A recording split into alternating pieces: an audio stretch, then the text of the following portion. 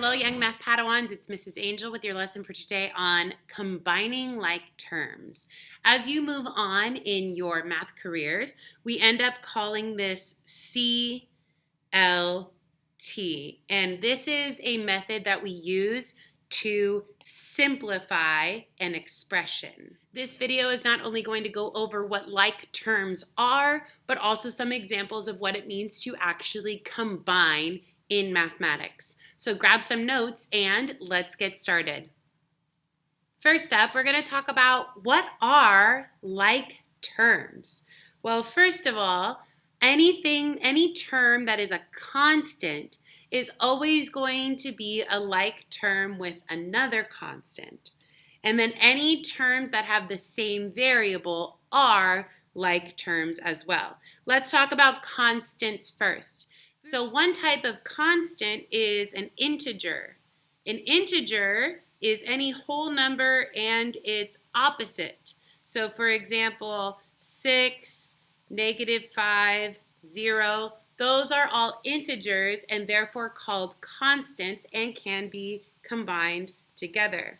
Fractions are also constants and can also be combined with integers and other fractions, something like 1/2, 3/4, -5/8. All of those are also called constants, and decimals are another type of constant. So all constants can be combined together.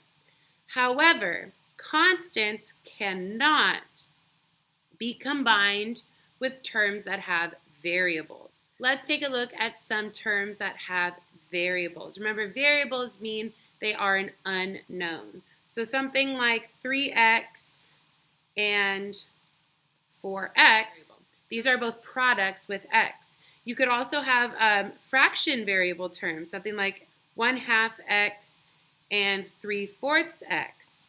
Those are also like terms because, again, they both have the variable x. But we don't even need x. We could also do something like 0.6 m and, -2.5 m. Those are both like terms because they have the same variable. So like terms have the same variable, but their coefficient, which is the number in front, can also be an integer, fraction, or decimal. So let's try practicing that skill first. So now that we have a better understanding of what like terms are, let's start actually determining whether these expressions contain like terms. So remember, we're either looking for a constant with another constant or a variable term that has the same variable. Let's check out this first one. So what I see here is I see a 3x and a 4x. Are those like terms? Yes. So we're going to drag that over to our like terms column. What about the next expression? We have 4 and -5. Are those like terms? Yes, these are both constants, and all constants are like terms. What about this next one? We have 10x, and then we just have 10. Are those like terms? No. That is an example of having a variable and a constant. Those are not like terms. What about this next one? We have 14x and 17y. Ooh, they both have a variable.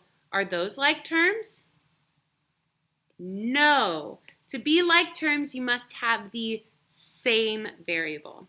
And then finally, we have 3x and 4. Are those like terms?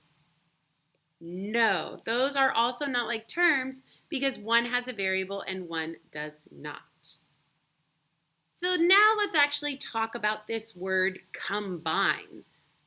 What does it mean to combine something in math? If you said add, you're correct.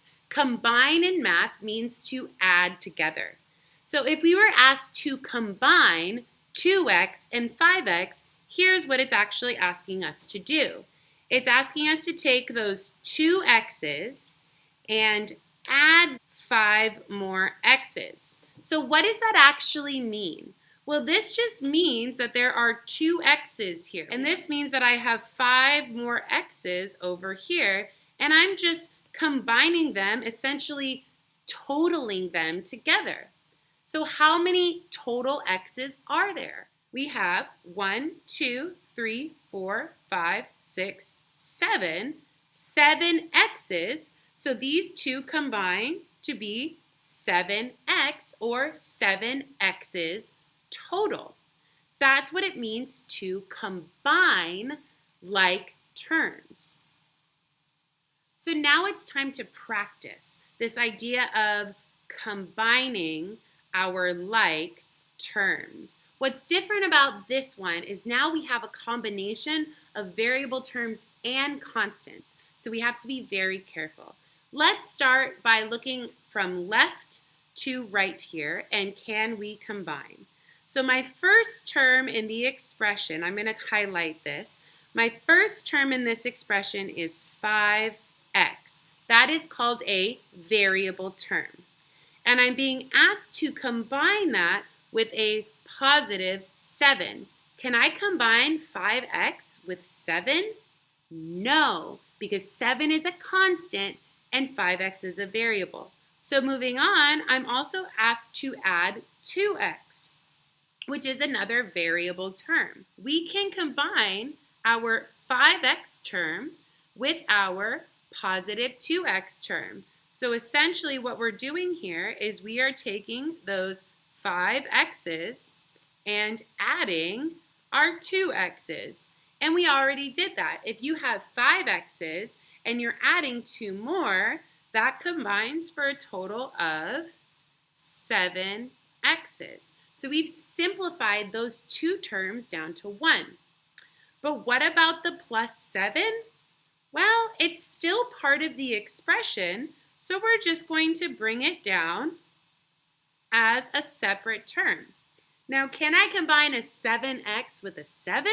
Ooh, no. These cannot be combined because 7x is a variable term and 7 is a constant. So we are done, and this is called a simplified expression. And simplified means all the math has been done. How about another example? Here we have 4 plus 3x plus 8. So our first term here is 4. 4 is called a constant. And we're trying to see, can we combine 4 with 3 x's? No, 3x is a variable term, which is why I used a different color to highlight it. But at the end, we are given a term of plus 8. 8 is a constant, meaning I can combine some like terms here. I can combine my constant 4 with my constant 8. These are like terms because they are both constants. So I can take my 4 and add my 8, and those combine to 12. And then what do we do with that 3x? Well, it doesn't have any like terms, so we're just going to bring it down as part of our expression. Can I combine 12 with 3x? Nope. Those are not like terms, and so this is another simplified expression, which again means all the math is done. Great work so far, Math Padawans. We're going to do 2 more examples together before we end this video. Example 3, 8m plus 12 minus 3m. That first term, 8m, is a variable term, so I'm going to highlight that in blue. The second term, plus 12, is a constant. I can't combine those. And this last term is a minus 3m. Oh, I can combine an 8m with a minus 3m, can't I? Absolutely. Remember, I'm combining these terms, and this is a negative or a minus 3m. So I'm going to take my 8m and combine it with negative 3m, which is actually equivalent to subtracting. This is equivalent to 8m minus 3m. So if I have 8m's and I take away 3m's, how many m's do I have left? I have 5m's. But hold on, don't forget about our little 12. Just because 12 doesn't have any friends to combine with does not mean it's not part of our final expression. Bring it down, and can I combine 5m's with 12? Nope. One is a variable term and the other is a constant. So this expression is simplified, which again means all the math is done. Our final example, 6 minus 3m plus 5 minus 8m. This has a lot going on. Let's start with our first term. 6 is a constant, so I'll highlight it in blue. The next term is minus 3m. Those cannot be combined. The next term is a plus 5. I'm going to also highlight that in blue because it's a constant. And the last term is minus 8m, which is a variable. So in this case, we have two pairs of like terms. We have our 6 constant and our positive 5 constant, which we can combine. We also have our negative 3m, which is a variable term, and our negative 8m, another variable term that can be combined. So let's start with our constants. I'm going to combine my 6 and my 5. That's a pretty easy combination. 6 plus 5 is just 11. Ooh, these variable terms look a little bit tougher. Let's see. I have a negative 3m plus or combined with a negative 8m. Okay, this isn't so bad. When I'm adding up negatives, it's just like when you're adding up positive. Negative 3 plus negative 8, well, that's just 3 negatives plus 8 more negatives, which combines to negative 11m's. So now we just need to bring these two terms together in the same expression. I have my 11 and I have my negative 11m. Can those be combined? Just because they have 11 does not mean they can be combined. They are not like terms, and this expression is simplified because all of the math is done. That's it for today's lesson on combined like terms. I will see you next time.